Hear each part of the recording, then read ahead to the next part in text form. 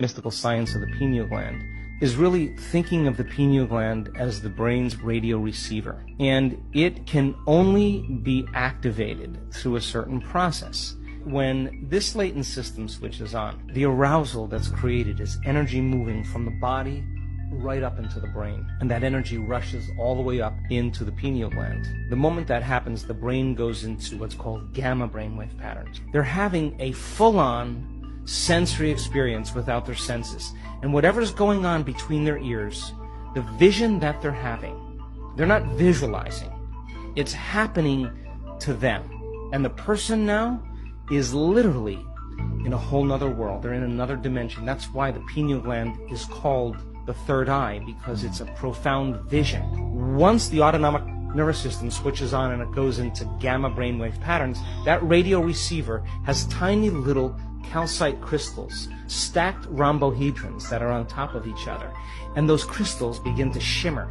They begin to oscillate. And now the radio receiver is activated. And when the brain latches on to a frequency, the pineal gland acts as a transducer. And the pineal gland begins to release upgraded versions of melatonin. Melatonin already causes us to dream, but now you're going to really dream. It already causes us to relax, but now you're going to make a benzodiazepine. You are going to chill way out. You are no longer going to be in survival. Melatonin is already an antioxidant, but you're going to make two of the most powerful antioxidants known to man. Anti-cancer, anti-aging, anti-heart disease, anti-stroke, anti-neurodegenerative, anti-inflammatory, antimicrobial. And then you make that one amazing chemical called dimethyltryptamine. And that begins to switch on. And what happens is you no longer move through space to experience time. You move through times and you experience dimensions or spaces. And the biggest lie that we've ever been told is that we're linear beings living a linear life.